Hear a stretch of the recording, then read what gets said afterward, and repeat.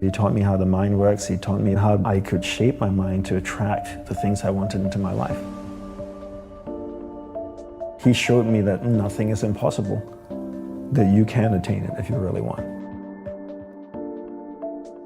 If you want to attract something in your life, you need to understand what that frequency is that you want, and then change the energy in your body to match that frequency. And when you do, you attract that. A lot of people talk about this law of attraction and stuff, but I never really understand it or explain it properly. And I think sometimes the New Age world can just get away by saying all kinds of, no, the law of attraction, and do this and do that, and it will attract it into your life. But there's no practical steps or actually understanding the science of how these things work. But once you really understand it and then put the hard work into it, these amazing tools have been around for millenniums. Monks have been using it for thousands of years. And you do affirmations a bit different. You kind of have 3 things that you do that makes them special. Concise choice of positive words, clear visualization, and feeling. And feeling being the most important component, because feeling is emotion, and emotion is energy, and energy is magnetic. Tesla had the saying, if you want to find the secrets of the universe, think in terms of energy, frequency, and vibration. Everything is made up of energy, and that energy is vibrating at a certain frequency. And your job is to match the frequency of what you want. Because that's harmony, right? If your team here can match your frequency, then you're all in alignment and on the same page. And then you work together. It's like a flock of birds that just flow in harmony. You see them flying in the sky, they never crash into each other. They all fly in harmony. It's like the old radios, right? You tune it, the station is 74.5 FM, and if you get to 74.4 FM, you get static and music. 74.6, static and music. 74.5, perfect music. 74.2, just static.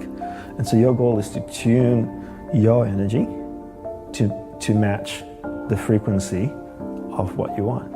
And then that's when that attraction comes. Concise positive words, clear visualization, and corresponding feeling. Right? The feeling is emotion. So when I say corresponding feeling, if you want something, you need to match the frequency of what you want.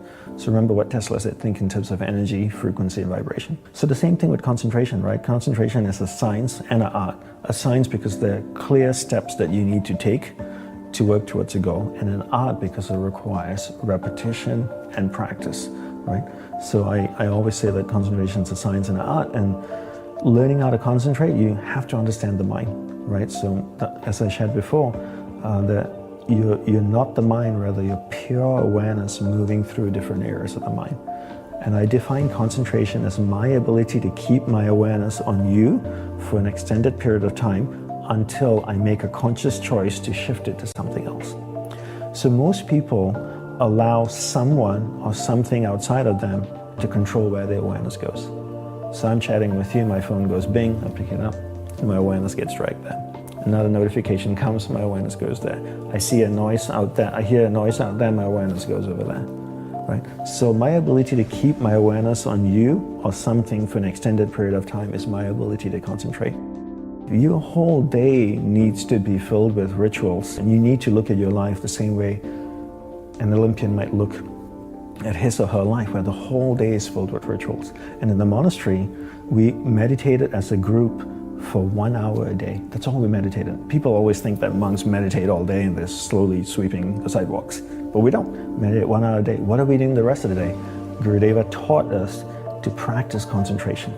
Not to practice mindfulness, practice concentration. So if you're speaking with another monk, you give that person your undivided attention. That's what we practice all day. And I think people take a different approach right now. They think, if I meditate for 10 minutes in the morning, I'm good, I'm zen. And the rest of the day I can just do whatever I want to do. And the rest of the day is constant multitasking. So I'm doing many things at once in a poor way. So what do you become good at? You become good at whatever it is you practice. Because practice doesn't have the ability to discriminate between what's a positive practice and what's a negative practice. So if you practice something negative all the time, you become really good at it. So if you practice distraction all the time, 10 hours a day, what do you become good after 6 months? Distraction. Anybody practicing anything for 10 hours a day becomes really good at it. And the truth is, with 24 hours in a day, most people sleep, 7, 8 hours? So you're awake for 16. And out of the 16 hours, are they only practicing distraction for 7 or 8 hours? Probably more like 13 or 14 hours a day of practicing distraction. So if you do that 7 days a week, imagine if you practice playing the piano 14 hours a day, 7 days a week. How good would you be after 6 months? So how good are people at distraction? If you look at most people out there, you're talking about mastery, they have mastered the art of distraction.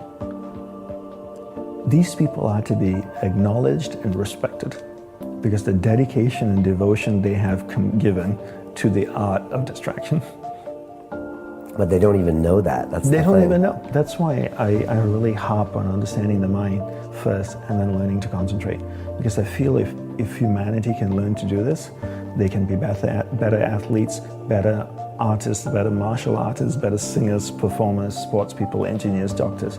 Because at the center of success is your ability to harness the power of mind and direct it in a single pointed focus towards one thing. Stay with it long enough so that you can come to solutions, create beautiful things. But if you can't concentrate, you can't do any of these things. And we can't solve the problems of the world